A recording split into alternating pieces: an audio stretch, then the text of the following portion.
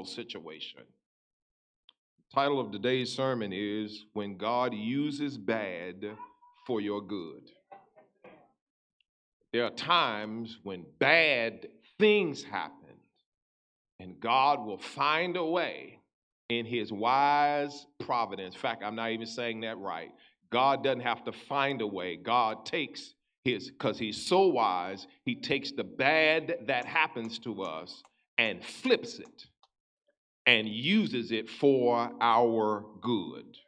The two main points and then a piece of application. If you listen carefully, I'm going to tell you when I'm at point one, and now I'm going to tell you I'm at point one. Sometimes people treat you badly. And there are things that people think that because I'm the preacher, because I'm the pastor, that I'm supposed to know. And if it's like, well, God is God, then why bad stuff be happening? I don't know. I do know that if you live long and you live long enough, that you're going to have somebody do something toward you that they ought not do. I got any witnesses in here? You were living your life, minding your business, and they just decided they couldn't let you be great minding your business. They just had to come along and mess up your doing well by yourself. So Joseph's brothers were hating on him for years.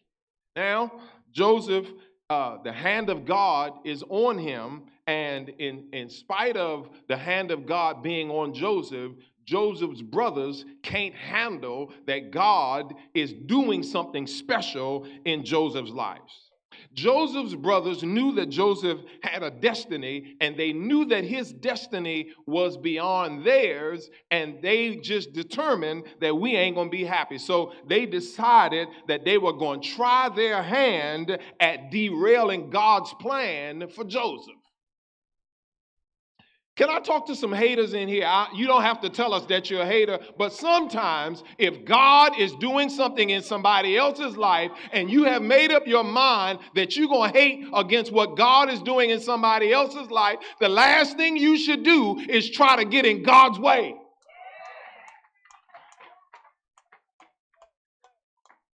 Because once God determines that he's going to do what he's going to do in whoever life he's bad enough to choose that he's going to do it in, ain't nothing you can do to stop it. The favor of God is on Joseph. And they are jealous. And they determined that they ain't about to sit back and just watch God bless Joseph like he does. And some people are jealous of you because you remind them of what they are not. You're charismatic. They're not. You're gifted. There's not. You're anointed. They're not. The favor of God is on you. Y'all help me here. And they can see that God is doing something special with you that he ain't doing with them. And while you just minding your business, living your life, letting the favor of God rest on your life, they ain't going to be happy because they see what God is doing in your life. So they decide they're going to sell Joseph into slavery. And they sold him into slavery. And sometimes people will do you wrong and they're in your family. It's one thing to expect wrong from JoJo and Jody and them down the block, but it's another thing when they share the same address with you, share the same last name with you, slid down the same birth canal that you slid down. Joseph has to go through life having his brothers done him wrong and never get an apology from his brothers. I want to talk to y'all the other day because there's some of y'all who are dealing with the wrong that has happened to you and you're paralyzed waiting for an apology sometimes that ain't going to never come. You sitting there waiting them to say, oops, my bad, I'm sorry, I shouldn't have done that, I hope, can I make it right? It ain't going to ever come. For some of us, we're going to have to learn how to get over that sometimes folks just treat you badly. Now, if that wasn't bad enough, they wait till their father dies and then uses their father's death as an excuse to start the conversation about reconciliation. I want to tell you this, that if you're going to reconcile, you have to make it right. So if you're the one who has done the wrong, you just can't come back and go, you want to just make up? Not after you slap my face. Not after you talked about me like a dog. We're not going to just make up. You got to do something that says, I want to make this right. I broke it and I want to fix it. It ain't going to just be fixed. Can I tell you, this ain't even in my manuscript. Some of us have tried to reconcile with people without fixing what's wrong and then wonder why the relationship ain't right. It ain't right because you never said sorry. It ain't right because you ain't give me my money back.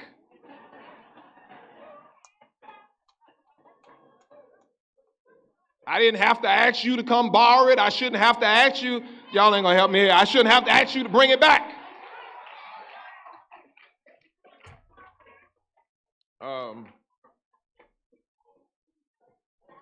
So they wait till their father dies, and then they come back and go, well, you know, daddy dead now, and daddy told us just before he died that you should forgive us. I mean, we're not apologizing. We're just telling you that daddy's dying wishes was that his sons wouldn't be beefing. So you're going to forgive us, right? Because, you know, daddy said that your father said now that he's dead, we should get along. Joseph has to come to grips with his brothers and what they did to him. And I want to park here because there are many of us today that are privately struggling and we're going through life miserably because we will not deal with what has happened in my past. It's happened in your past. And instead of trying to ignore it and trying to act like it did not hurt, the text says in verse 18 that Joseph wept when they rehearsed what had happened. Now, he's doing well. All that they did to him did not stop him from doing well. He did well anyway, but when they brought it up again and he had to realize and had to rehearse and go back through it again, he wept. And some of us would do well to deal with it. Your mama didn't treat you right. Have you dealt with it? Your father never came to see about you. Have you dealt with it? Your brothers and your sisters treated you in a rotten way, but have you ever really dealt with it? Because sometimes we're so strong, we're so brave, we're so get over it, move on to the next thing that I've never dealt with it. I'm not saying you got to have a pity party, but I am saying you got to deal with it. And if there's anything that's plaguing our community is we trying to sweep stuff under the rug, ignore it and act like it never happened. Sometimes there are things that go on in our families and everybody knows that it happened in the family, but nobody talks about it because that's taboo. But sometimes people treat you badly, and the people that treat you badly are right there in your family. Now catch this. They treated Joseph badly because throughout chapter 50, it rehearses that they treated him badly. But now that they've treated him badly, they want him, that he's in power, to treat them right. We dogged you, but please don't dog us. We talked about you like a dog, but don't talk about us like a dog. We've we've done all kind of wrong toward you, but now that you got the upper hand, would you not do to us what we did to you? They expected him to be vengeful towards them. And can I tell you this, that there are people who are projecting what they would do to you, that you would do that to them. So they have now hurt. They're expecting that we were nasty, so we just automatically expect that you supposed to be nasty back to us. And Joseph's saying, y'all got me twisted. That ain't who I am. What y'all did to me is what you did to me, but you ain't got to worry because that's not who I am. And can I tell y'all why Joseph has that way? That leads me to the second thing, and that is God intends to use bad for good. You did what you did, and what you did was evil. It was wicked, was rotten to the core. But the God that we serve has a weird way about doing things. He takes bad and flips it. He takes things that are messed up and makes it right. That's what God is able to do. And despite the bad that Joseph's brothers have done to him, Joseph isn't bitter. Now, how are you going to sell me into slavery? And I'm not bitter. I ain't mad when I see you.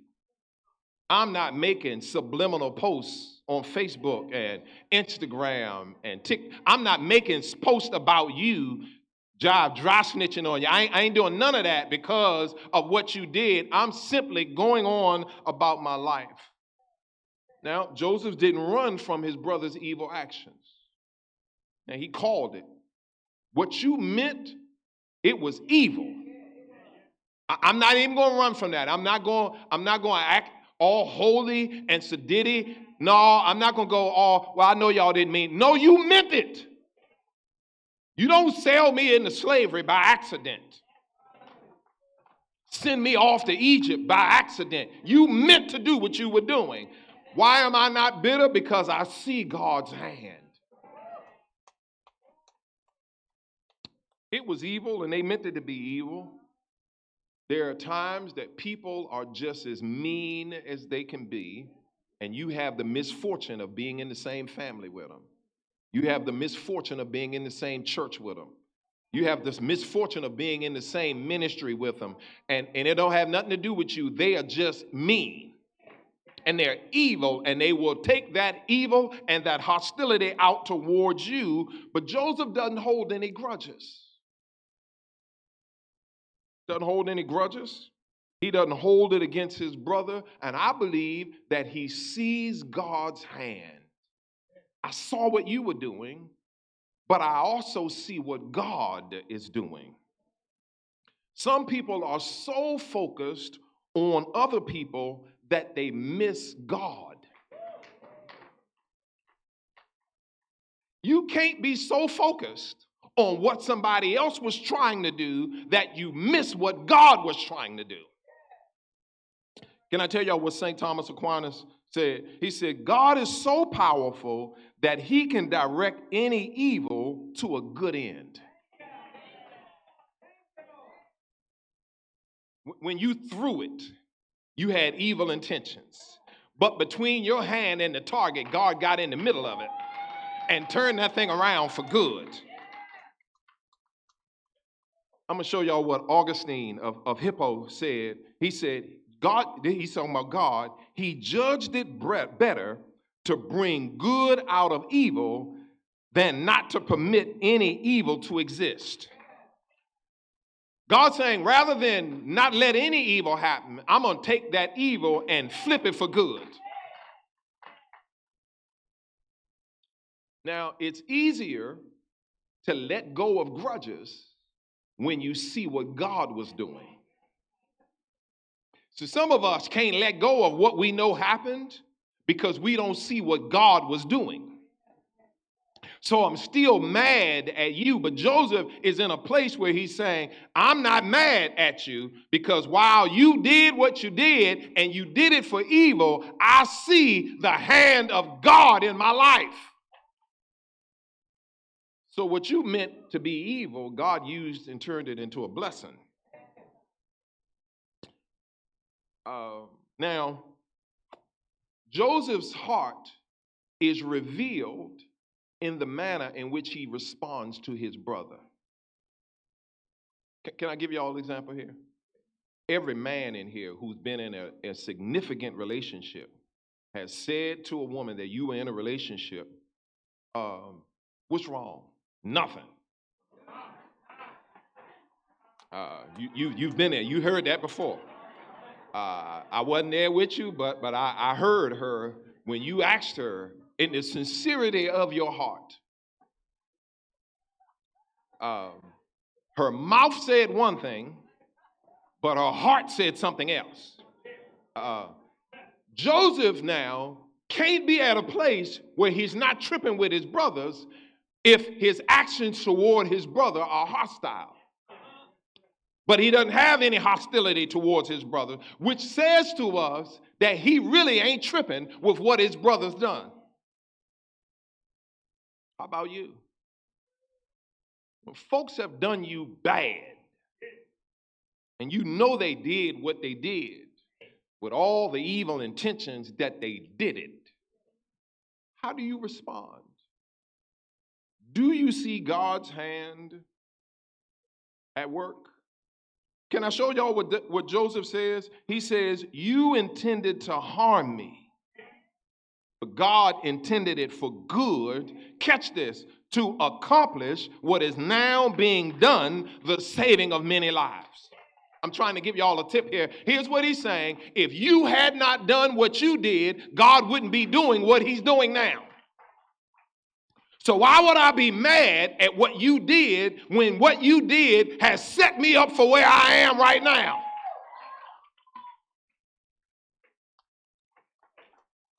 In God's process for Joseph, catch this, he got better, not bitter. Joseph, as the boy who sold into slavery, couldn't run a country. But then he goes through this process. And it's through the process that God develops him into the person who is now at the right hand of Pharaoh running the whole nation. How do I get to Egypt to run things if y'all don't sell me into slavery? How do I get to where I am? Where does the fortitude that I have come from if you don't dog me like you do? Where does my resolve come from if you don't treat me the way you did? You got to have in yourself that you did what you did, but God turned that and used it for my good. I ain't bitter because I can see how much better I am.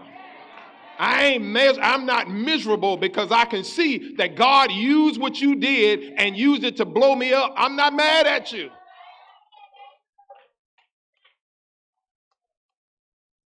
The post-slavery Joseph is a Joseph that can do things that the pre-slavery Joseph, back with his home, with his brothers hating on him, he can do things now that he's come through slavery that he never would have been able to do had his brothers not hated like they did. Can I talk to y'all that's hating again? Can I tell you this, that if you really don't want to bless a person, you shouldn't hate on them. Because you got to understand the nature of the God that we serve. He takes what you mean for bad and flips it. So if I don't want to see those that I'm hating on get ahead, I should stop hating on them, because the more I hate, the more God flips. I would do better to leave them alone. I would do better to keep my mouth off of them. I would do better to keep my fingers off the QWERTY board. I would do better to mind my business.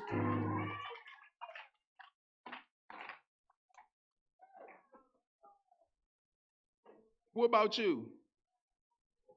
Do you know the facts of what happened so well that you refuse to see what God did? Sometimes I know what you did, but I can't see what God did. I know how you used me, but I can't see how God used that situation to make me better. Don't be so mad at the people that you miss God. Paul wrote about this when he wrote his book to the Romans. You know, that powerful book that Paul wrote in chapter 8 and verse 28. He says, and we know that in all things God works for the good of those who love him, who have been called according to his purpose. Now, I love the King James, but this NIV is something special.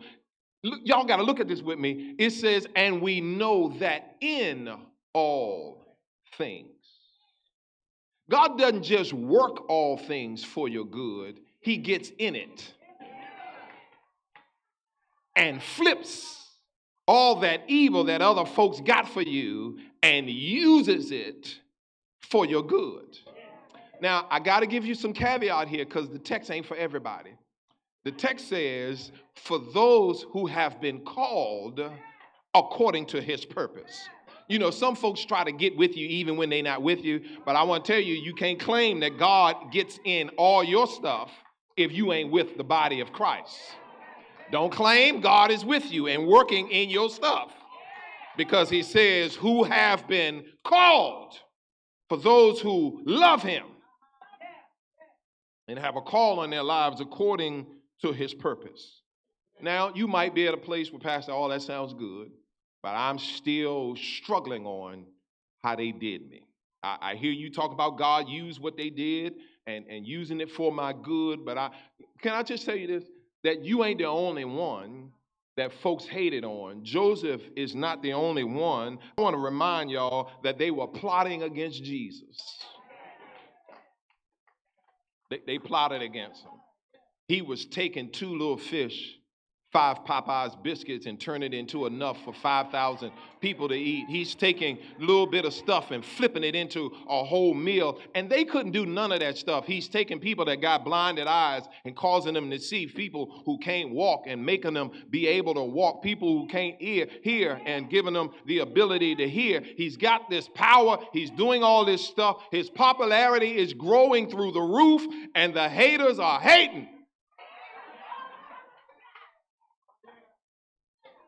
They decide Jesus needs to die. He can't live no more. In fact, we're going to let him die so that all of us could live. They don't even understand that God in his wise providence is about to take their hating and flip it for our good.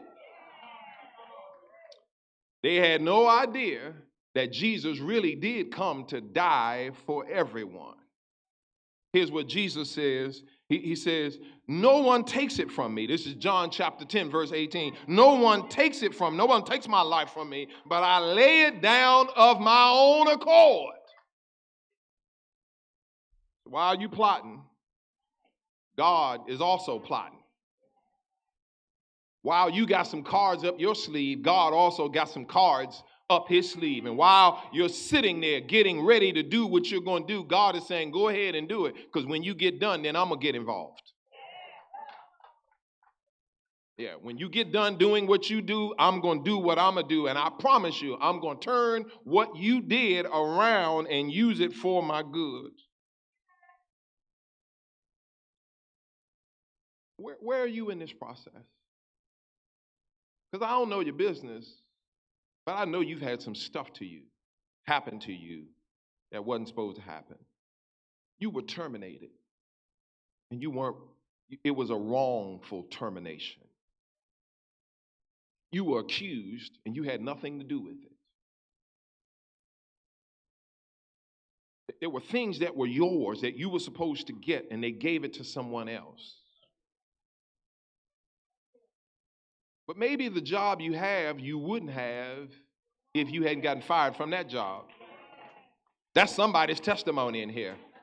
I had one ailment. I went in to get a CAT scan and they found another ailment. If I hadn't had the first one, they wouldn't have found the second issue that I didn't know anything about. Y'all hear what I'm telling you? There's sometimes that God uses one thing to set you up for something else. It's a process. You ought to elbow your neighbor and tell him you got to trust that process. There's a process that God is carrying you through, and sometimes you don't like the process, but you got to trust. Can I tell y'all this? I know y'all not going to believe this, but there have been some times when I've been mad at God. Y'all are holy.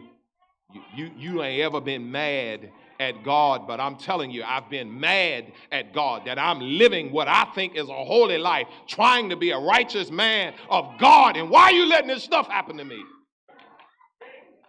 I'm paying my tithes. I'm coming to Bible study. I'm reading my Bible every day. I'm praying to you. I'm trying to live right, and you letting this stuff happen. But maybe God is letting this stuff happen because there's something he wants to do in you. There's a process that he's doing in you. He's making you better. He's making you stronger. He's making you wiser. He's using the stuff.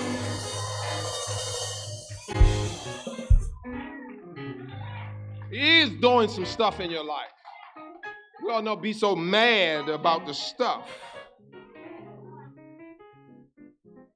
And your mind goes back. You can remember stuff that happened in first grade. First grade was 50 years ago, 60 years ago, 70 years ago. And you still remember in the first grade. Y'all come on back. Y'all back at your elementary school. Come on back here. I see you on the playground, on the sliding board, with the hula hoop, Come on back to church. No, leave from there. So your mind will remind you of things that happened. You got to have a mechanism in place that when your mind tells you of what they did, you got to immediately jump to what God did. Because you're never going to forget what they did. But you got to remember, though he slay me, yet will I trust him. I didn't want it to happen, but I blew up because it happened. I'm a better person because you did to me what you did. Can I give y'all a piece of application? And I'm done. Whenever you're tempted to focus on what others did to you, remember how God used what they did to make you better. I got fired as an 18-year-old. That 18-year-old getting fired caused me to remember that I said I wanted to be a plumber. And on that long ride home from getting fired, I remembered, why are you working this dumb job anyway? You said you were going to go to plumbing school. And I don't know how much time I would have wasted had I not gotten fired. This is my testimony. It's the only time I ever been fired in my life. I've never been fired after that. But you got some stuff that happened. Some folks did some stuff to you. And if you look back carefully, some of y'all don't even need to look back real hard. You see what God used, their cruddiness. You see how God used it in his creativity and flip what they did for your good. So when you see them, your mind is tempted to go, you that old.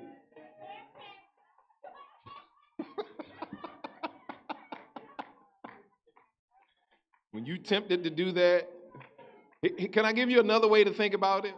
You're that person that set me up for God to flip my situation. Yeah. I ain't mad at you. Ain't that how Tupac said that? I ain't mad at you. You did what you did, and God used what you did for my good. Trust the process.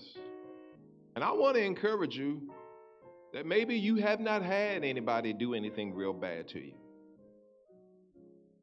Just keep living. Keep living. I'm not wishing nothing bad on you, but if you keep living long enough, you can just be minding your business. So sometimes people think that, bad stuff come to people that don't mind their business. No, sometimes you just doing you. Why she's smiling all the time?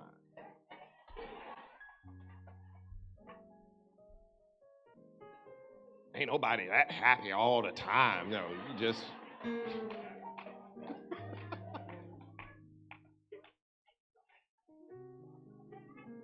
you just enjoying Jesus. Hallelujah.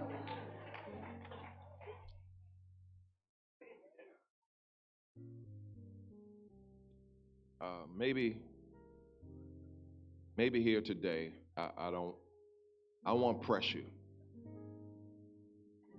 But if you're that person who says, Pastor, I don't want to tell you my business,